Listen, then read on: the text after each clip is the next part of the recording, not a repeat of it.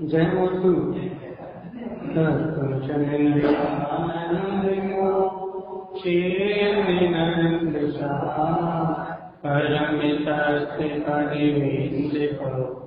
नमियो सिद्ध सुखा गुरुवे सिंह गुपति गुपति ज्ञान शरकार तारण तरण समि गुरु संसार धर्म जो तव जिनवरनि अर्हति अर्थ दो भय विनाशि भव जोग देखो गुरु को धर्म को सच को भगवान। श्री पंडित ग्रंथराज जी मंगलचरण। ओंकार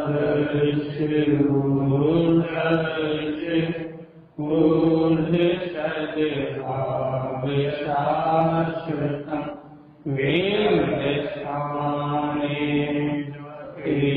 शांति ज्ञानमयम् शाश्वतम् पूरे श्रीमद्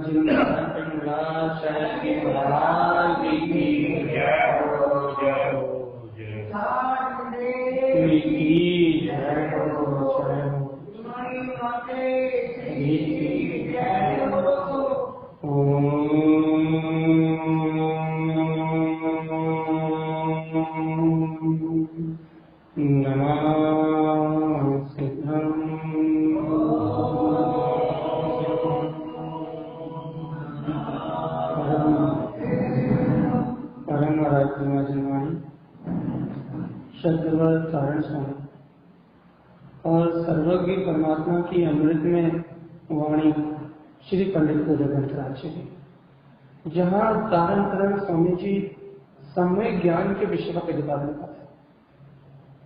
अपन ने बहुत भली भांति जान लिया भैया, भले बेकार से अनुभव से जान लिया। क्या जाना है कि सम्यक दर्शन मतलब, सम्यक ज्ञान मतलब वह सत्ता है जहाँ अपना स्व पदार्थ, स्व आत्मा, स्व चेतना स्वयं दिखाई दे रहा है। इसका अर्थ क्या है? जहाँ अपने ज्ञान के गेय में अपना गायक पदार्थ है, वहाँ सम्यक दर्शन है, वहाँ सम्यक ज्ञान है, वहाँ सम्यक चारित्र है। और यदि अपना स्वभाव अपनी दृष्टि में नहीं है तो न सम्यक दर्शन है, न ज्ञान है और न चारित्र। तो अपन ने इतना मूल तो समझ लिया भैया, मूल तो अपन ने समझ लिया। क्या मूल समझ लिया भैया? कि शुद्ध आत्मा चेतना नित्यम, ये शुद्ध आत्मा नित्य चेतन स्वरूप है। और यदि आपको स्वीकारता चाहिए, निर्विकल्प अनुभूति चाहिए, समता में परिणाम चाहिए, तो आचार्य तारण स्वामी कहते हैं शुद्ध दृष्टि, इस शुद्ध आत्मा को, नित्य स्वरूप को जो दृष्टि देख रही है वो शुद्ध दृष्टि है। इस शुद्ध दृष्टि के उपलब्ध होने से समम नवम, तुम्हें क्षमता भाव में अपना शाश्वत ध्रुव पर प्रकट हो जाए। अब आचार्य तारण स्वामी और गहरी बात कह रहे हैं। तो कहना है शुद्ध भाव स्त्री भूतम, हे भव्य आत्मा, शुद्ध भाव को ग्रहण करके स्त्री भूतम अपने आत्म पदार्थ में स्थिर हो। ज्ञानम स्नान पंडिता, ऐसे ज्ञान में आनंद के स्नान को ज्ञानी पंडित जन करते हैं। अब एक बात बताइए, जो अपन शरीर का स्नान करते हैं उसके लिए साबुन लगानी पड़ती है, हाथ पांव हिलाने पड़ते हैं, मन वचन काल की चपलता चाहिए भैया, तीनों योगों की व्यवहार रूप प्रवृत्ति चाहिए। काहे की सुचिता के लिए भैया, काहे के स्नान के लिए, शरीर के स्नान के लिए तीनों योगों की चपलता चाहिए। मन वचन काया सब कुछ चपल होते हैं। जब चंचल मन भैया, जब चंचल मन वचन काया और इन योगों की प्रवृत्ति से शरीर के हलन चलन में जब अपना पूरा उपयोग बहिर्मुख होता है, अपन तब नहा के धो के बढ़िया तैयार होके शरीर को सजा के शरीर की सेवा करके इसी में अपना पूरा स्नान मानते नहीं। आप देखो तारण स्वामी का स्नान देखो भैया, सारंग स्वामी कह रहे हैं ज्ञानम स्नान पंडिता, तुझे ज्ञान का स्नान करना है। पंडित ज्ञानी जन ज्ञान का स्नान करते हैं, और ज्ञान के स्नान में और शरीर के स्नान में पूर्ण विपरीतता है, पूर्ण विपरीतता है। शरीर के स्नान के लिए मन वचन काया की सफलता चाहिए, ज्ञान के स्नान के लिए आत्मा की स्थिरता चाहिए। शरीर के स्नान के लिए बहिर्मुख होना, उससे राग होना, उस संयोग में भैया जब शरीर की शुद्धि करने का भाव आता है भैया, तब उपयोग बहिर्मुख होता है। इसलिए वीतरागी साधु स्नान नहीं करते भैया। उनका स्नान का त्याग है। कारण क्या है भैया? निर्वस्त्र है, निर्वृत्त है, दिगंबर है, उन्हें स्नान करने की कोई भावना नहीं है। क्यों नहीं है? क्योंकि भैया उनकी शुद्ध उपयोग की प्रवणता, जीवों के प्रति करुणा का भाव, भैया उनकी अंतर आत्मा की सजगता उन्हें स्नान का भाव प्रकट नहीं होने देती है। लेकिन गृहस्थ सावक स्नान करता है। गृहस्थ सावक भैया बाहर से स्नान आदि की क्रियाओं करता है, लेकिन भगवान आत्मा इस स्नान आदि की क्रियाओं को ही धर्म मानता है। यह अज्ञान स्नान आदि की क्रियाओं को ही धर्म मानता है, इसका नाम अज्ञान है। इसलिए आचार्य आनंद स्वामी कहते हैं कि स्नान आदि करना ये बाहरी व्यवहार है, इसके लिए तो मन वचन काय सब अस्थिर होते हैं भैया। लेकिन आत्मज्ञान का स्नान करना है यदि तुम्हें, तत्व ज्ञान का स्नान करना है यदि तुम्हें, अपने वीतराग पदार्थ का स्नान करना है यदि तुम्हें, तो भगवान आत्मा शुद्ध भाव स्थिर, तुम्हें शुद्ध भाव की स्थिरता चाहिए। जब मन वचन काय और योग, इन तीनों योगों के परिणाम से जब आप व्रत होके आत्मस्थिरता रूप शुद्ध भाव का जागरण करोगे, उस समय ये आत्मा ज्ञान आनंद के स्नान को प्राप्त करेगा, और ये आत्म स्नान ये मुक्ति का कारण है। अब अपनी बात चल रही भैया, क्या स्थिरता को शुद्ध भाव को कैसे प्राप्त करें? देखो भैया, जिसके अंतर जिज्ञासा से समाधान करेंगे कि भैया ये शुद्ध भाव जागरण कैसे होगा। गुरुदेव ने तो कह दिया शुद्ध भाव स्थिर उत्तम कि है भक्त आत्मा मन वचन कार्य की चपलता से खड़े होके आत्म भाव की शुद्ध भाव की स्थिरता को प्राप्त करो और ज्ञानी हो जाओ, पंडित हो जाओ। ज्ञान स्नान पंडिता, और ज्ञानी पंडित होके भैया आत्म ज्ञान में स्नान करो, सम्यक ज्ञान के सरोवर में स्नान करो। गुरुदेव ने तो कह दिया, लेकिन शुद्ध भाव आएगा कहां से? भगवान आत्मा ये शुद्ध भाव आएगा कहां से? जब तक अपन पर पदार्थों के विकल्प में लगे रहेंगे तब तक आएगा क्या? जब तक अपन परंपराओं को देखते रहेंगे तब तक आएगा क्या? जब तक अपन कर्म धाराओं को ही गिनते रहेंगे, ये ऐसे कर्म, ऐसे पुण्य कर्म, ऐसे पाप कर्म, ऐसा साता कर्म, ऐसा असाता कर्म, यदि अपन ऐसे पुण्य पाप की क्रियाओं को ही गिनते रहेंगे भैया, तो क्या सुनो अच्छे से, तो क्या कभी शुद्ध भाव प्रकट होगा? देखो भैया, यदि शुद्ध भाव की स्थिरता चाहिए तो पहला उपाय गुरुदेव ने कहा था, शुद्ध आत्मा चेतना नित्यम, शुद्ध दृष्टि समन्वयम। शुद्ध आत्म तत्व को अंगीकार करके पहले शुद्ध दृष्टि समन्वयम, शुद्ध दृष्टि से अपने भीतरा भाव को प्रकट करना पड़ेगा। अर्थात क्या प्रकट करना पड़ेगा? सम्यक दर्शन को प्रकट करना पड़ेगा भैया, आत्म दर्शन को प्रकट करना पड़ेगा। ये समन्वयम में भीतरा गायक तत्व भगवान साम्य भाव चाहिए भैया। शुद्ध भाव के लिए, शुद्ध भाव के लिए समता भाव चाहिए। देखो भैया, समता भाव मतलब क्या है? समता भाव मतलब क्या भैया? सुनो, बाहर में अपने समता भाव को बहुत अच्छे समझा भी, अब आप अंतर में समता भाव समझो। समता भाव क्या है भैया? साक्षी भाव क्या है भैया? भगवान आत्मा जब ये कर्म जीव को उथल पुथल कर रहे हैं, ध्यान से समझ बात करो, ये कर्म जीव को उथल पुथल कर रहे हैं भैया। कैसे उथल पुथल कर रहे हैं भैया? निरंतर ये कर्म आवरण के कारण जीव का उपयोग पलट रहा है। किस रूप पलट रहा है भैया? अज्ञान रूप, मोह रूप, माया रूप, कर्तृत्व रूप, भोक्तृत्व रूप। इस अज्ञान भाव रूप जो कर्म फल चेतना है ना, कर्म फल चेतना रूप जीव को उपयोग पलट रहा है। कर्मों के उदय से कर्म उदय चल रहा है ना भैया। दो चीज है ना, एक कर्म उदय है जो निरंतर अपने साथ है भैया, क्या ना वर्णी दर्शन वर्णी अंतराल मोहिनी, एक ही कर्म उदय है। और इस कर्म उदय के साथ कर्म फल चेतना, कौन सी चेतना है? राग रूप सुख का अनुभव, दुख का अनुभव, ये कर्म फल चेतना है। कर्म फल का भोग कर रहा है ये जीवन। अब इसमें साम भाव कहां, समता भाव कहां? इसमें समता भाव कहां, इसमें साम भाव कहां भैया? देखो भैया, शुद्ध दृष्टि बहुत अच्छे सुनो आप, इसमें साम भाव कहां है? शुद्ध दृष्टि, इसमें साम भाव वो है जो शुद्ध दृष्टि को ग्रहण करके नित्य में ज्ञायक सत्य भगवान आत्मा हो, वो निर्विकल्प आत्मा के अनुभव रूप जो अभिप्राय आपके अंतर में उत्पन्न हुआ। आवृत्ति श्रावक की भूमिका की बात कर रहा हूं। आपके अंतर में जो प्रयोजन जन्म लेकर उत्पन्न हुआ है कि वो ज्ञायक पदार्थ में आत्मा में हूं, जो वीतराग भाव आपके अंतर आत्मा प्रकट हुआ है कि वो नित्य चेतना ही में हूं, वो जो तत्व के श्रद्धान से, जो आत्मरुचि के परिणाम से जो सम्यक अभिप्राय आपके अंतर में उत्पन्न हुआ है। आपने आत्मा का निर्विकल्प अनुभव किया है भाई? निर्विकल्प आत्मा की श्रद्धा हुई है ना आपको?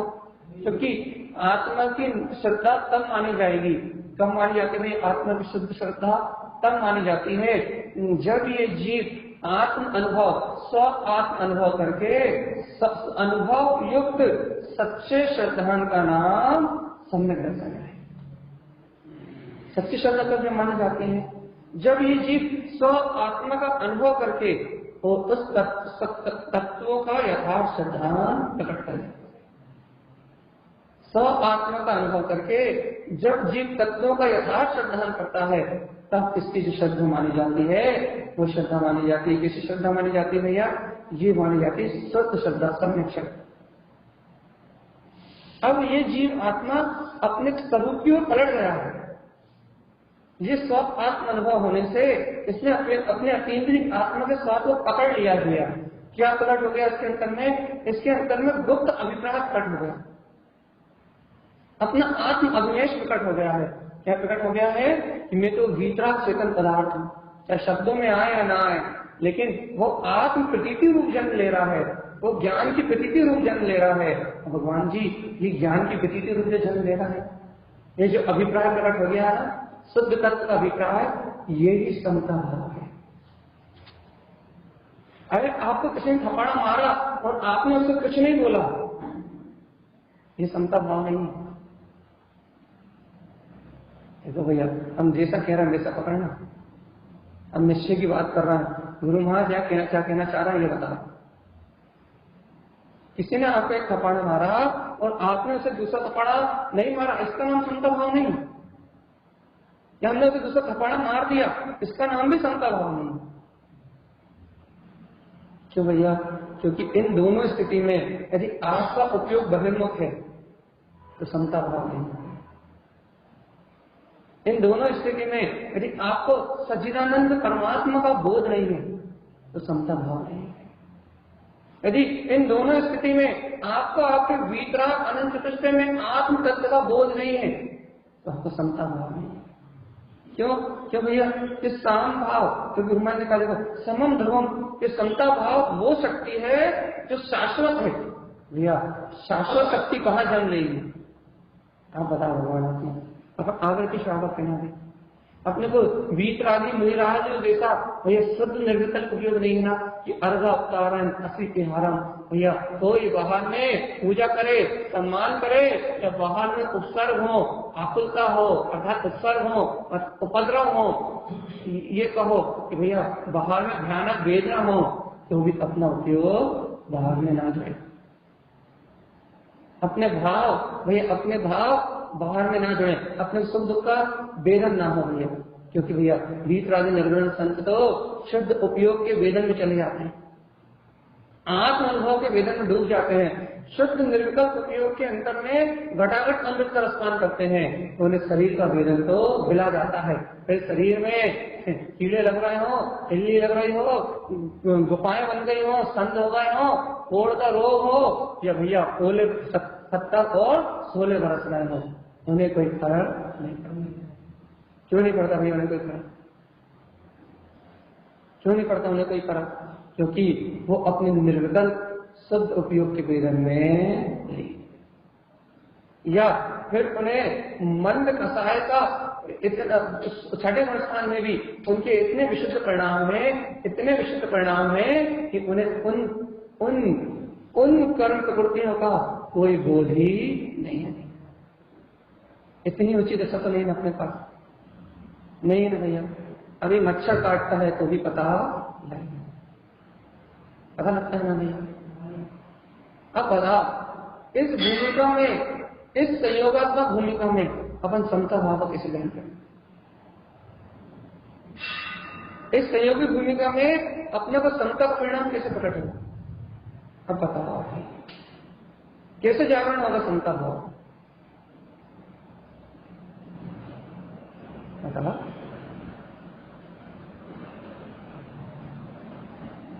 कैसे प्रकट होगा?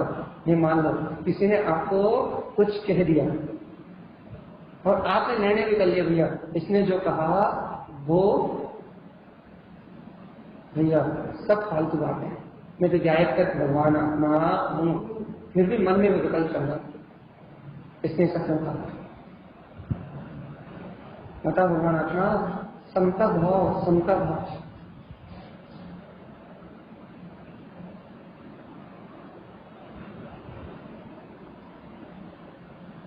हाँ अरे भैया, सामने वाले को मां का निमित्त मानेंगे कि भैया निमित्त था, उपादान तो अपने ही था, ऐसे चिंतन करेंगे भैया। ऐसा चिंतन करके अपने परिणामों को मंद करेंगे, अपने परिणामों को शुभ परिणामों में व्रत करेंगे भैया, कसाई की मंदता करेंगे भैया। लेकिन उदय भैया एक कसाई की मंदता को समता भाव नहीं कहेंगे।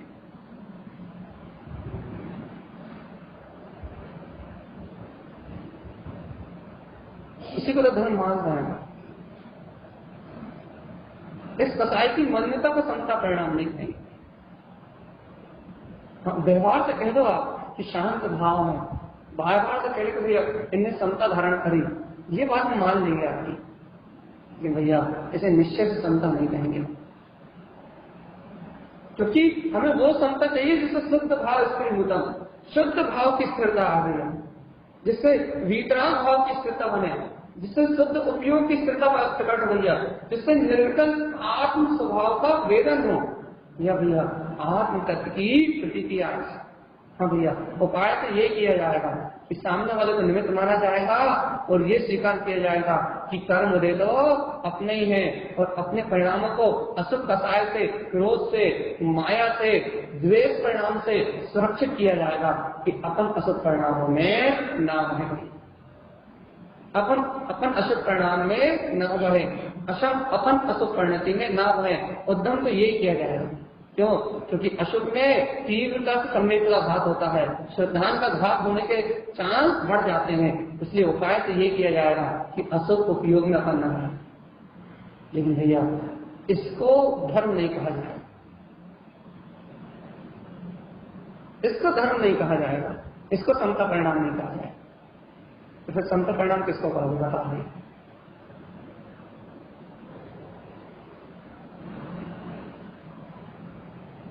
यही पकड़ना है बस।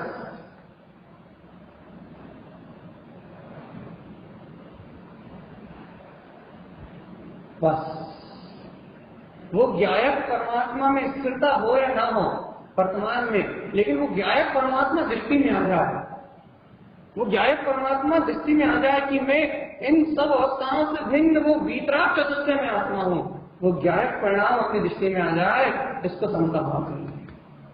ये देखो, हम आपको दृष्टि के 4 भेद बता रहे हैं, 4 आप अभी ग्रहण नहीं कर पाओ। हम आपको दृष्टि के पहले 2 भेद बता रहे हैं, 4 और बताइए। दृष्टि के 2 भेद, एक शुद्ध दृष्टि और एक अशुद्ध दृष्टि। चलो 3 बता देगा, एक और कहीं बताएंगे भैया। एक शुद्ध दृष्टि और दूसरी अशुद्ध दृष्टि। शुद्ध और अशुद्ध दृष्टि को तो आप जानते हो भैया, शुद्ध और अशुद्ध दृष्टि को तो आप जानते हो। कैसी शुद्ध और अशुद्ध दृष्टि भैया? देखो भैया, अशुद्ध दृष्टि क्या कहलाएगी? जब भी अपन जो भी शुभ अशुभ परिणाम में जो परिणमन चल रहा है, शुभ अशुभ परिणाम में जो परिणति चल रही है, शुभ अशुभ भावधारा में जो कुछ भी परिणाम चल रहा है, जो भी पर्याय चल रही है, चाहे वो शुभ परिणामों की पर्याय हो चाहे अशुभ पर्याय की परिणाम धारा हो, उनमें से किसी भी पर्याय की धारा को देखना अशुद्ध दृष्टि। जो अपने समता भाव, जो अपने शुभ परिणाम का चिंतन किया था कि अपने ही उपादान से हुआ है, सुनो अच्छे से भैया, अपने ही उपादान से हुआ है, और क्या है उन्होंने क्या था कि अपने उपादान से हुआ है भैया, सामने वाला तो निमित्त था, इससे जो अपने शुभ परिणाम को प्रकट किया, ये जो शुभ परिणाम उत्पन्न हुआ, यदि शुभ परिणाम दिख रहा है तो कौन सी दृष्टि भैया? अशुद्ध दृष्टि। सावधानी से सुनो। अब इसी समय जो जिन भगवान का सिद्धांत आपकी दृष्टि में है कि भैया नहीं, जो कुछ होता है अपने उपादान से होता है, इस जगत में कोई करता धरता नहीं है, यदि ऐसा सिद्धांत आपके अंदर बरत रहा है तो उसी परिणाम के बीच में वो जो श्रद्धा का, वस्तु स्वरूप का, स्वीकारता का जो भाव बरत रहा है, वो है भैया शुद्ध दृष्टि। उसको कहेंगे समता परिणाम। शुद्ध दृष्टि के दो भेद याद रखना, वहां से पूछ लेंगे। अभी हमने काय के दो भेद बताया, पहले दृष्टि के दो भेद बताया। कौन कौन से दो भेद बताया? शुद्ध दृष्टि और अशुद्ध दृष्टि। याद रहेगा? शुद्ध दृष्टि क्या कहलाएगी ये भी बता दिया ना हमने। शुद्ध दृष्टि क्या कहलाएगी, अशुद्ध दृष्टि क्या कहलाएगी बताया ना, फिर से बता रहे हैं कि अपन ने सामने वाले ने अपने से कुछ कहा तो अपन ने चिंतन करा कि अपने भैया अपने कर्म की वजह से हुआ, कोई किसी करता नहीं है, सामने वाला तो निमित्त है। ऐसा अन्य अपने परिणामों को संभाल करके जो अपन शुभ भाव में आए और अपन उस शुभ भाव पे दृष्टि रखे हुए हैं, तो वो शुभ भाव पे जो अपनी दृष्टि है, वो शुभ भाव पे दृष्टि है, तो अपनी दृष्टि कैसी है? अशुद्ध दृष्टि।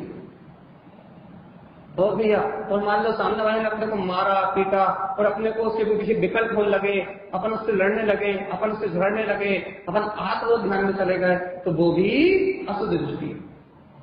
ठीक है, अशुद्ध दृष्टि पकड़ में आ गई, पक्का आ गई। अब देखो, अब इसी में शुद्ध दृष्टि कहाँ है भैया?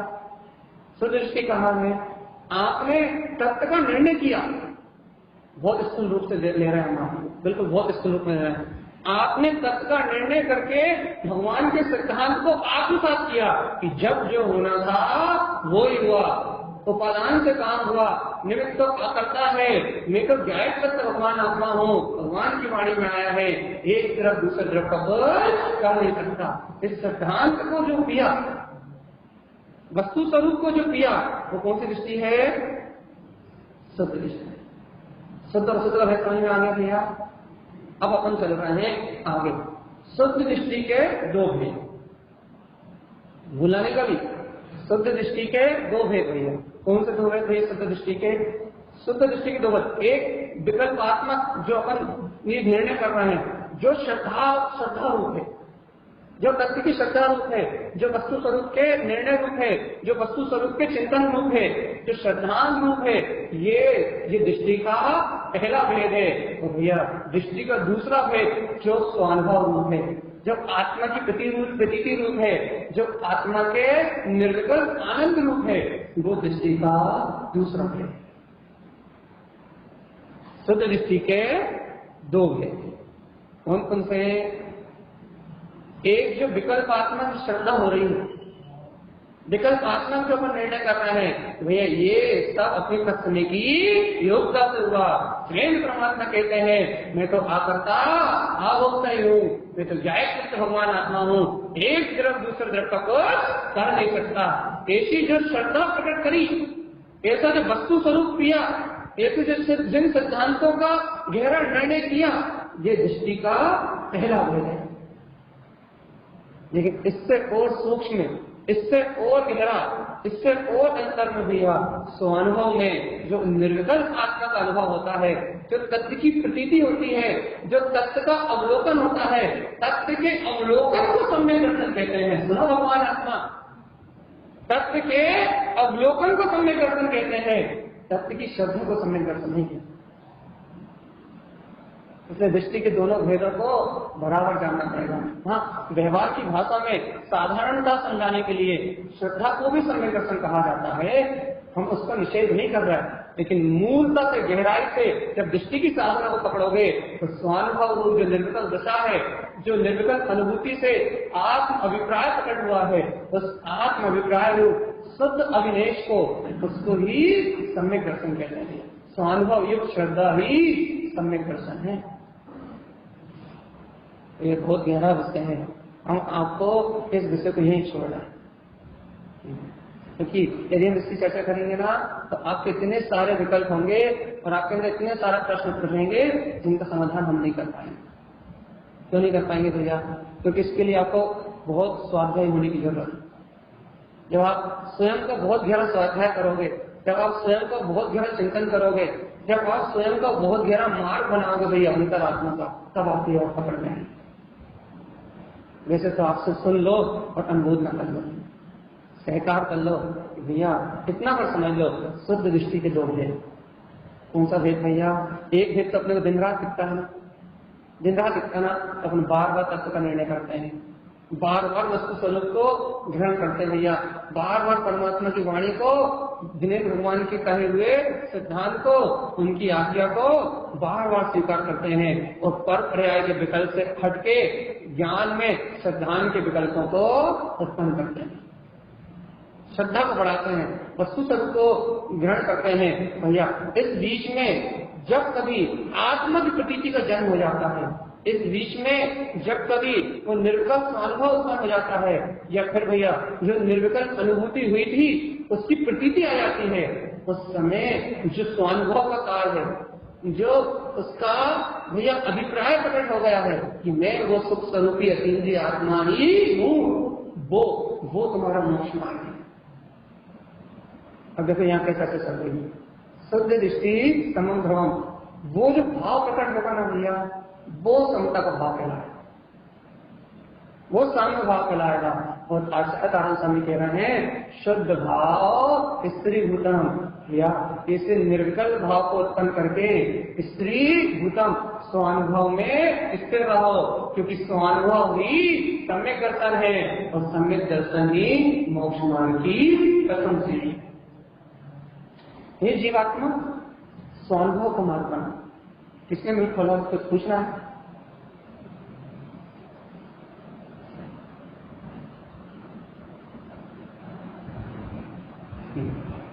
हमने कहा था ना कठिन विषय है, हम फिर से अभ्यास कर रहे हैं, आप ग्रहण करने की कोशिश करो। हम फिर से बता रहे हैं शुद्ध दृष्टि के भेद, अच्छे से ग्रहण करो, ध्यान से उपयोग लगाओ, चित्त एकाग्र करो और अंतर में जाओगे तो समझ में आएगा। बुद्धि बाहर में घूमोगे तो समझ में नहीं आएगा। स्थिर होकर बैठो, स्थिरता से बैठो, स्थिरता से सुनो तो पकड़ में आएगा। भाई म्यूट करो पहले तो, चलो हम देखो, सुनो, अच्छे सुनो। देखो ये जीवात्मा अभी विकल्पात्मक भूमिका है,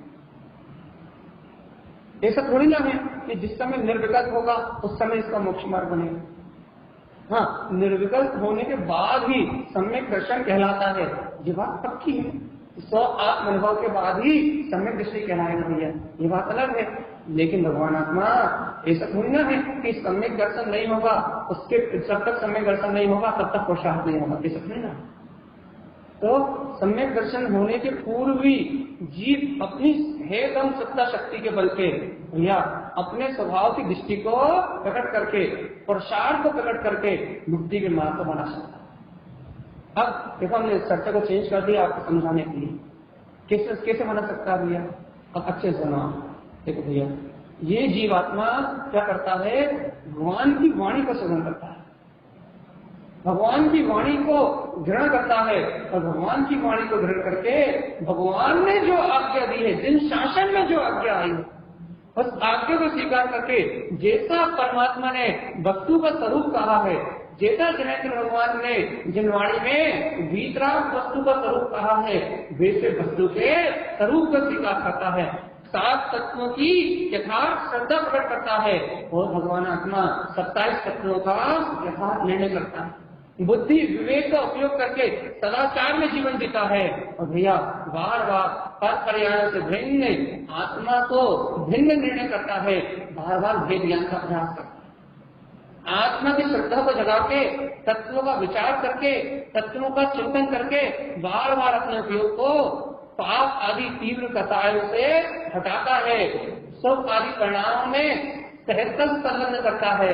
लेकिन भगवान आत्मा अभिप्राय में भगवान के सिद्धांत को और भगवान की आज्ञा को रखता है, सुख भाव को महत्वपूर्ण नहीं करता, कसाय की मान्यता को महत्वपूर्ण नहीं करता।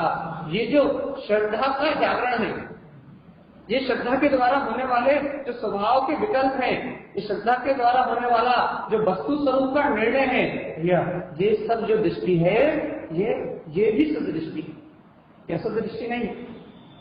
भगवान जैसा दिखा रहे हैं, भगवान जैसा बता रहे हैं, उनकी आज्ञा को स्वीकार करना, वैसा वस्तु का निर्णय करना, वैसा भेद ज्ञान का अभ्यास करना, ये सब शुद्ध दृष्टि है भैया,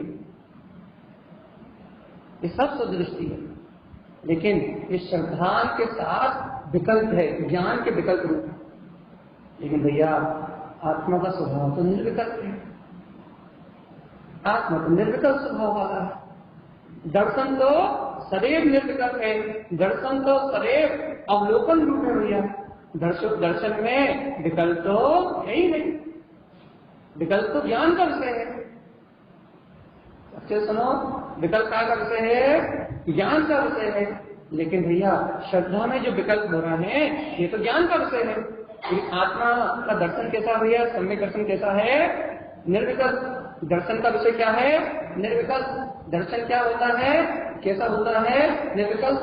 जो सामान्य अवलोकन रूप सत्ता है वो निर्विकल्प है भैया, दर्शन सदैव निर्विकल्प है। इसलिए दृष्टि का दूसरा भेद है भैया, जो आपको स्व आत्मा का अनुभव होता है, जितनी देर स्वानुभूति का काल रहता है, जितनी देर जो आपको स्वानुभूति हुई थी उस निराकार आत्म तत्व की प्रतीति रहती है, जितना आपको सुख की वर्तना रहती है, वो है दृष्टि का दूसरा है। जब भी यहाँ सत्य दृष्टि का कथन आता है भैया, दो तरीके से कथन आता है। भक्त जीवों को उनकी पात्रता जगाने के लिए कहा जाता है कि हे भव्य आत्मा, शुद्ध दृष्टि प्रकट करो, शुद्ध दृष्टि प्रकट करो, शुद्ध दृष्टि प्रकट करो। इसका एक अर्थ ये भी निकलता है कि तत्व का श्रद्धा करो, तत्व का निर्णय करो, भेद ज्ञान करो, भगवान की वाणी का निर्णय करके वस्तु स्वरूप को स्वीकार करो। जैसा जिन भगवान की आज्ञा में पदार्थों का स्वरूप आया है उनका विचार करो और धर्म ज्ञान में संलग्न रहो।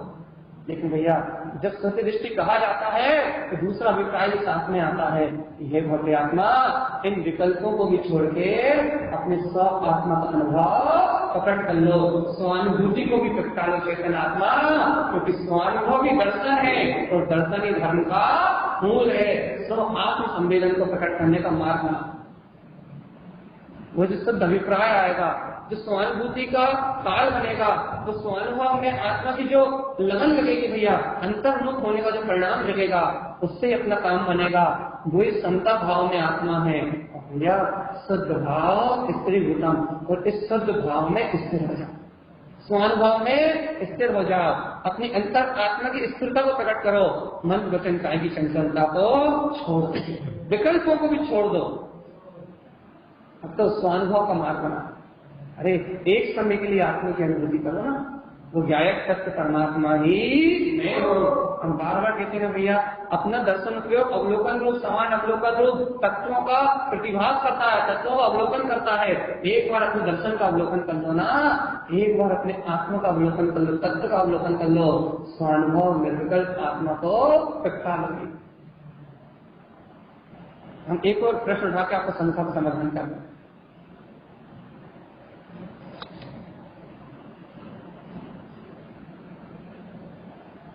असद्भूत व्यवहार का मतलब,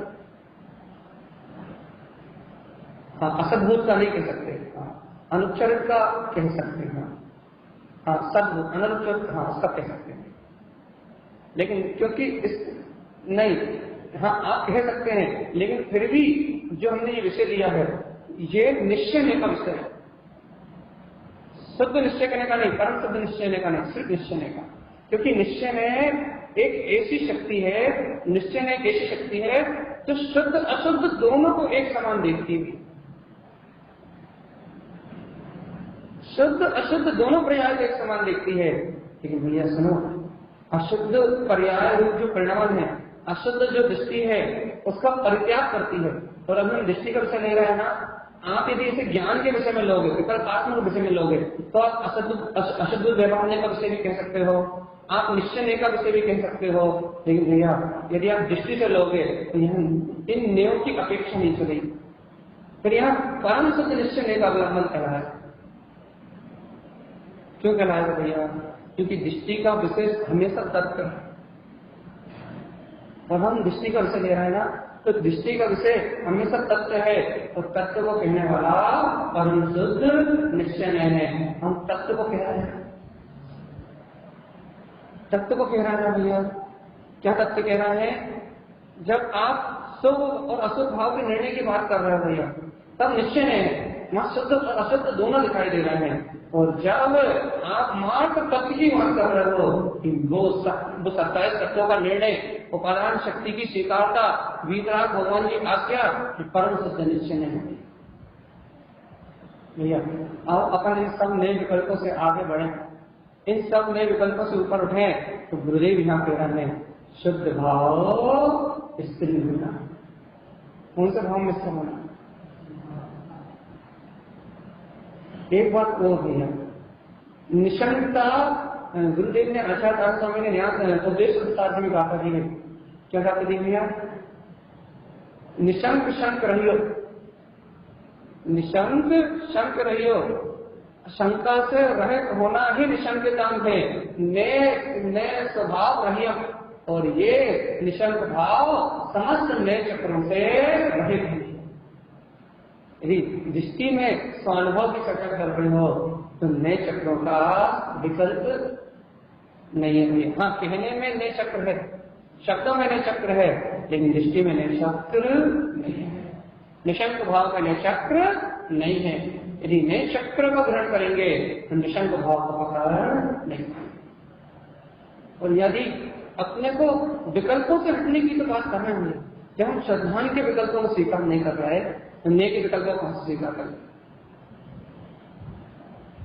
जब हम दृष्टि में शुद्ध दृष्टि रूप जो श्रद्धान के विकल्प हैं, जब हम उनसे ऊपर आने की बात कर रहे हैं, उनसे और इन्हें आने की बात कर रहे हैं, तो भैया हम नए के विकल्पों को हम स्वीकार करें। इसलिए यहाँ बात चल रही है शुद्ध भाव स्त्री होना। देखो भाई, काम बनाना है ना, तो ये स्वीकार करना पड़ेगा। यदि काम बनाना है ना, तो ये स्वीकार करना पड़ेगा। नहीं तो भैया बुद्धि तो अपने क्षयोत्तम भाव में बहुत घुमाती है भैया, बुद्धि तो अपने क्षयोत्तम भाव में बहुत घुमाती है। और इस बुद्धि की चपलता के कारण ही ये जीव तत्व को जानने के बाद, सत्य को जानने के बाद भी स्वानुभव का मान प्रकार नहीं करता। कारण क्या भैया? कारण क्या है? ऐसा जिनागम प्राप्त होने के बाद भी स्वानुभूति का मार्ग क्यों नहीं बनता? क्योंकि भैया ये बुद्धि जीव को बहुत भ्रमित करती है। हम आपको इसका एक और उदाहरण देते हैं, एक और उदाहरण देते हैं। सम्यक दर्शन हमेशा अचक्षु दर्शन से होता है। दर्शन के कितने भेद हैं जल्दी बताओ। चलो आपसे नहीं पूछ रहा, हमें बता दे रहा, आप बहुत समय लगा रहे। चक्षु दर्शन, अचक्षु दर्शन, अवधि दर्शन और केवल दर्शन। ये दर्शन रूप दर्शन के 4 भेद हैं। कौन कौन से? चक्षु दर्शन, अचक्षु दर्शन, अवधि दर्शन और केवल दर्शन। इसमें अपनी भूमिका में कभी हम लोग अवधि ज्ञान के साथ ही अवधि दर्शन होता है, केवल ज्ञान के साथ ही केवल दर्शन होता है। तो ये दोनों दर्शन तो अपने को है। तो वर्तमान में अपने कौन से दर्शन है? चक्षु दर्शन और अचक्षु दर्शन। इन चक्षु दर्शन और अचक्षु दर्शन में भी सिर्फ अचक्षु दर्शन ही एक ऐसा दर्शन है जिससे आप अनुभव हो सकता है। चक्षु दर्शन से तो हो ही नहीं सकता। अचक्षु दर्शन में भी शेष 4 इंद्रियों को शेष 4 इंद्रियों को छोड़ के मात्र मन ही एक ऐसा है जो अतीन्द्रिय आत्म पदार्थ का अनुभव कर सकता है। मन के अलावा और कोई दूसरी इंद्रिय आत्मा का अनुभव नहीं कर सकता। बहुत भैया आगम बहुत सूक्ष्म है। मन के अलावा, अचक्षु दर्शन के अलावा आत्मा का अनुभव करने की पात्रता और किसी में है ही नहीं, है ही नहीं। बाकी शेष चक्षु दर्शन आंखों से भी नहीं होगा, बाकी शेष 4 इंद्रियों से भी नहीं होगा, मात्र मन के द्वारा होगा। मन में पात्रता है बस अतीन्द्रिय निर्विकल्प आत्मा का स्वानुभव कराने। अब बता दिया, सुनो सुनो, सावधान होकर सुनो। मन में पात्रता है। अब आप बताओ, यदि आप इस मन को बुद्धि के विकल्पों में उलझा कर रखोगे, नेत्र चक्र के विकल्पों में उलझा कर रखोगे, यदि इस मन को यदि आप श्रद्धा के विकल्पों में भी उलझा कर रखोगे, यदि इस मन को आप नाना प्रकार से संयोगों में विचारधारा में उलझा कर रखोगे, तो 700 आत्मा का अनुभव कब करेगा? जब ये मन श्रद्धा के साथ समान अवलोकन दर्शन शक्ति से जुड़ जाएगा, जब निर्विकल्प आत्म अनुभव या आत्म प्रतीति जन्म लेगी, उस समय ही भैया 100 आत्म अनुभव होना संभव है। चक्षु दर्शन के बिना 100 आत्म अनुभव होने वाला नहीं है भैया। आप आगम की चर्चा ऐसे करते हो, हाँ ऊपर से निकल जाते हैं। एक बार का आज का विषय समझ में आया है, सबके ऊपर से गया भैया। आपको भगवान की चर्चा करा करो, जय जयकार की चर्चा करा करो। आपके तो उस चर्चा मजा आता है जहाँ आप एक ही बात कहते, शुद्ध हूँ, शुद्ध हूँ, शुद्ध हूँ, मुक्त हूँ, आनंद में हूँ, चिरानंद में हूँ। आप तो आनंद की बात करा करो, उसमें बहुत मजा आता है। जब आप ये थोड़े सूक्ष्म विचारों की बात करते हैं ना भैया, तो ये थोड़ा सा गहरा चिंतन करना पड़ता है। ऐसा लगता है कि पकड़ में नहीं आ रही। भगवान आत्मा गहराई में तो जाने की बात सारण स्वामी कह रहे हैं, शुद्ध भाव स्त्री भूताम, घेरे में जाओ, शुद्ध भाव में जाओ और स्त्री भूताम स्थिर हो जाओ, तब ज्ञान का स्नान होगा। भगवान आत्मा श्रद्धान में और सम्यक दर्शन में महान अंतर है, महान अंतर है। लेकिन कोई ज्ञानी बिरला जीव सूक्ष्म विचारधारा के द्वारा इसे पकड़ सकता है। जैसे स्वानुभव प्रकट हो गया हो वही संकल्प को पकड़ सकता है, जैसे स्वानुभव प्रकट ना हुआ हो वही संकल्प को कोई गहरा व्यक्ति इस अंतर को जान सकता है। बिना स्वानुभव को कोई गहरा चिंतन वाला जीव किस अंतर को जान सकता है, साधारण जीव का अंतर को नहीं जान सकता। साधारण सकल में तो श्रद्धा को, आत्म प्रतीति को, दर्शन को, समर्पणता को, रुचि को, सबको दर्शन कह दिया जाता। साधारण भाषा में तो आत्म प्रतीति को, श्रद्धा को, समर्पणता को, रुचि को, सबको एक दर्शन के नाम दे दिया। लेकिन जब तत्व की गहराई को पकड़ते हैं, तत्व को सूक्ष्मता से पकड़ते हैं, जब वस्तु को अंतर आत्म वस्तु को सिद्ध प्रकाश रूप दर्शन ज्ञान उपयोग से पकड़ते हैं, तब अनंत गहराइयां प्रकट होती है। देखो भैया, हम आपको बिल्कुल भी बोर नहीं करना चाह रहे हैं, ये भगवान के वचन है। आप सच्ची श्रद्धा करो और हम भगवान की चर्चा करना दिए गए। क्या कह रहे हैं? शुद्ध आत्मा चेतना में कैसा है यार? अरे तुम्हें यही कहूंगा ना जाए, ये शुद्ध आत्मा नित्य चैतन्य स्वरूप है। ये आत्मा नित्य चैतन्य स्वरूप है। शुद्ध दृष्टि समग्र भाव, यह अपनी ही दृष्टि में प्रकट होने वाला ये ध्रुव वितराग पदार्थ है।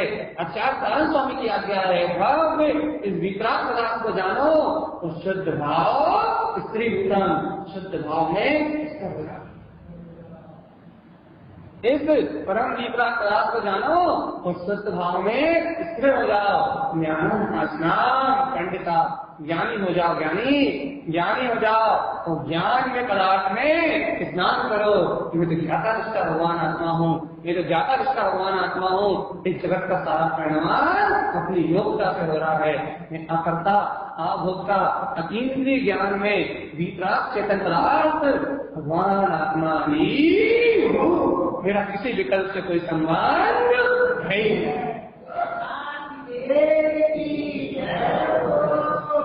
हमें पता भैया आपको ऐसी चर्चा नहीं आनंद, क्योंकि आत्मा का बहुमान जगे, आत्मा का पुरुषार्थ जगे, आत्मा में रुचि जगे, जब भी तो ये गहरी बातें समझ में आएंगी। प्रथम भूमिका तो यहीं से प्रारंभ होगी। आत्मा का छल छलाता हुआ प्रोत्साह जगे, आत्मा की अंतर आत्मा में रुचि जगे। एक गायक पदार्थ मेरा तत्व है, एक गायक आत्मा मेरा स्वरूप है, एक ज्ञान मात्र प्रकाश मेरा स्वरूप है। इस परम सत्य को अगर पिए तभी तो आत्मा रुचि जगेगी भैया। जब रुचि जगेगी तभी तो आप तो गहरे चिंतन को पकड़ोगे, तभी तो श्रद्धा और दर्शन में अंतर जान पाओगे। अभी तो भगवान जगाओ, आचार्य तारक स्वामी की बात को स्वीकार करके श्रद्धा से कह दो, शुद्ध भाव श्रीभूतम। गुरुदेव कह रहे हैं कि हे भव्य आत्मा, शुद्ध भाव में स्थिर हो जाओ, शुद्ध भाव में स्थिर रहो। कह दो गुरुदेव कि हमें शुद्ध दृष्टि स्वीकार है, ये शुद्ध भाव स्वीकार है। उपयोग लक्षण जीवा, मेरा शुद्ध उपयोग ही मेरा लक्षण है। मेरा शुद्ध उपयोग शुद्ध उपयोग ही मेरा लक्षण है। अशुद्ध पर्याय के लक्षण मेरे नहीं है भैया। मैं आत्मा दर्शन ज्ञान स्वरूप चैतन्य में भगवान आत्मा ही हूँ। शुद्ध दर्शन ज्ञान में ही मेरा लक्षण है। ज्ञानम स्नान पंडिता, इस ज्ञान में आत्मा का स्नान, ऐसे अतीन्द्रिय ज्ञान में आत्मा का स्नान करो। मैं ज्ञायक पदार्थ परमात्मा हूँ, इसे ज्ञानानंद स्वरूप के आनंद में डूब जाओ। तो स्व आत्म अनुभव से, स्व चेतना के अनुभव से अपनी विपराग बात को कर सकता है। परमात्मा हो जाओ, विकल्पों का त्याग कर दो, सल्ल और संयोग का त्याग कर दो। सच मत देखो भैया, श्रद्धा में भी अभेद का देखो कि मैं तो वो अभेद गायक परमात्मा हूँ। शुद्ध दृष्टि पे जोड़ दो, आत्म अभिप्राय पे जोड़ दो, आत्मनिष्ठा पे जोड़ दो। आत्मनिष्ठा आत्म अभिप्राय से ही वो निर्विकल्प अनुभूति का जन्म हो जाएगा। शुद्ध भाव इस शुद्ध भाव में स्थिर रहो। ज्ञानम स्नान पंडिता, तुम ज्ञानी हो, तुम ज्ञानी हो, तुम ज्ञानी है हो। ज्ञान में स्नान करो, उस सब विकल्पों को छोड़ दो। क्या श्रद्धा, क्या दर्शन, क्या ज्ञान, क्या चारित्र, सब एक चित्त प्रकाश में आत्मा है। और मैं वो ध्रुव आत्मा ही हूँ। वो कुछ नहीं है भैया, कहीं कुछ नहीं है। सत्ता है शून्य बिंद मामले नमः।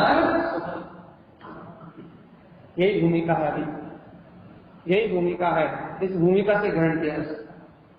भगवान की वाणी के सिद्धांतों को सुनो, अपने परमात्म पदार्थ, अपने परमार्थ आत्म पदार्थ का बोध जगाओ और गहराई से अपने अंतरात्मा में प्रवेश करने का मार्ग। गुरुदेव की इन गाथाओं से अपने आत्मा के निश्चय को बिल्कुल दृढ़ता से पालन करो, निश्चय को अंतर हृदय से ग्रहण करो।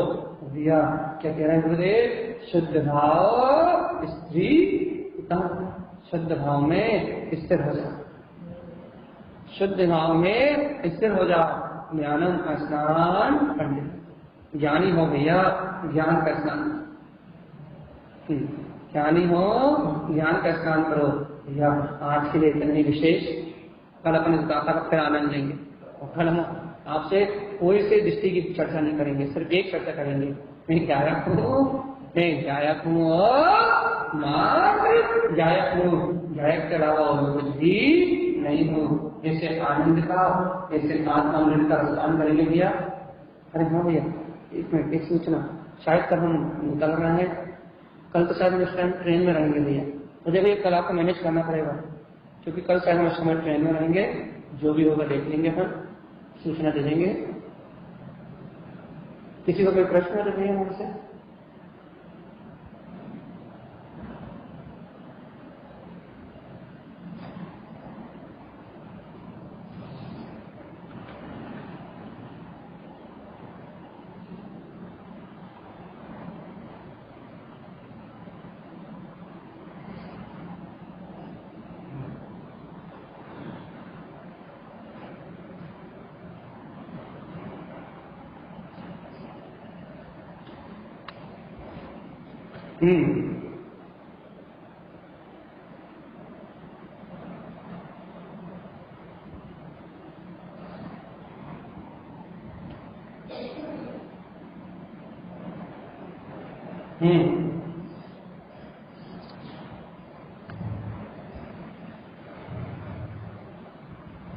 व्यवहार असद्भुत, हाँ कह सकते हैं अभी, लेकिन आप ऐसे असद्भुत व्यवहार को क्यों कह रहे हो? हाँ, अनुच्छेद सद्वत व्यवहार कह सकते हैं आप, क्योंकि वहां निश्चय का प्रतिभास रहता है, लेकिन आप इसे निश्चय नहीं क्यों नहीं कह रहे? नहीं तो निश्चय नहीं की परिभाषा देखो ना, जहां शुद्ध अशुद्ध एक समान दिखाई दे, निश्चय का अर्थ ये समझना है कि शुद्ध महत्व को देखे, ये गलत परिभाषा है। जहां शुद्ध अशुद्ध दोनों पर्याय एक समान दिखाई दे, उसका नाम निश्चय है। परम शुद्ध निश्चय में सिर्फ शुद्धता का कथन है, परम शुद्ध निश्चय का कथन या द्रव्यार्थिक का कथन मात्र तत्व है, द्रव स्वभाव है, लेकिन निश्चय का कथन शुद्ध अशुद्ध समन्वयात्मक पर्याय है। निश्चय का कथन शुद्ध अशुद्ध समय